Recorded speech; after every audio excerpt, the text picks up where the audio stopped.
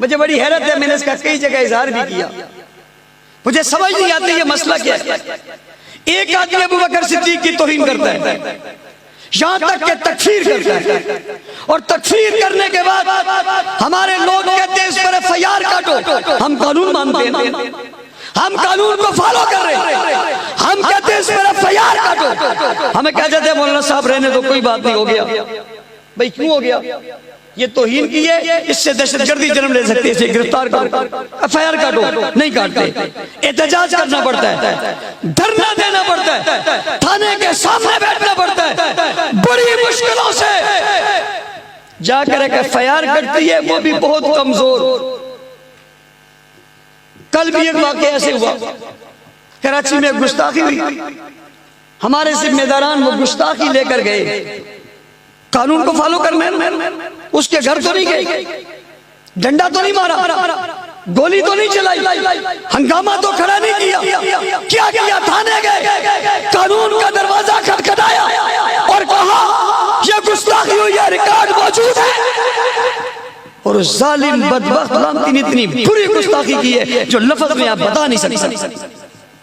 میں حیران ہوں تھانے کے SHO کا ایمان کہاں گیا، میں حیران ہوں DSP کا دین کہاں گیا۔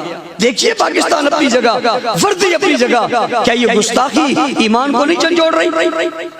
جن کی وجہ سے یہ کلمہ ہم تک ملا ان کی توہین ہو رہی ہے، کیا یہ بدترین ظلم نہیں ہو رہا؟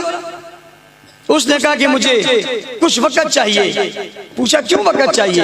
اس نے کہا اس لیے کہ میں اوپر افسران سے معلوم کروں کہ FIR کاٹنی ہے نہیں کاٹنی۔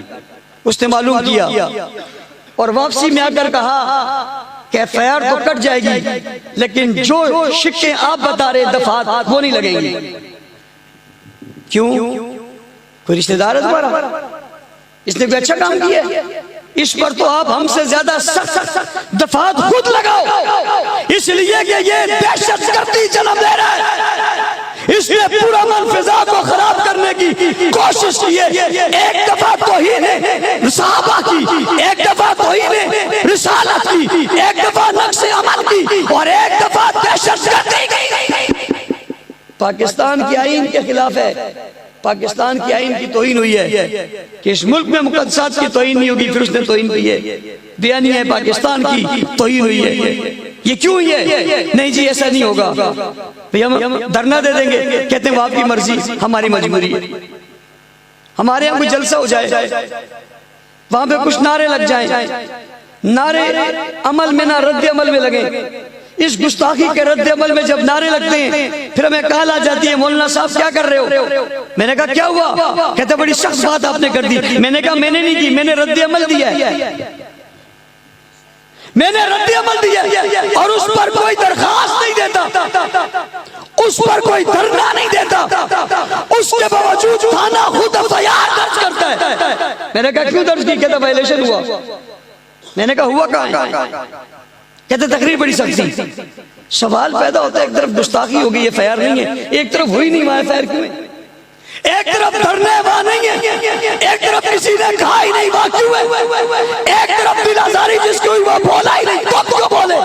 دوسری طرف جس کی دل آزاری ہوئی وہ بولا مگر پھر بھی FIR کیوں نہیں؟ پڑھے لکھے لوگوں، ارباب ریاست آپ تو سمجھتے ہو نا، افسروں آپ تو سمجھتے ہو نا، انٹیلیجنس کے لوگوں آپ تو سمجھتے ہو نا، یہ کیا ہو رہا ہے؟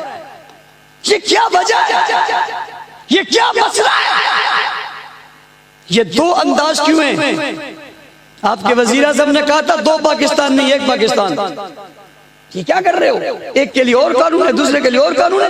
یہاں گستاخ کے لیے نرمی ہے اور گستاخ کو روکنے والے کے لیے سختی ہے۔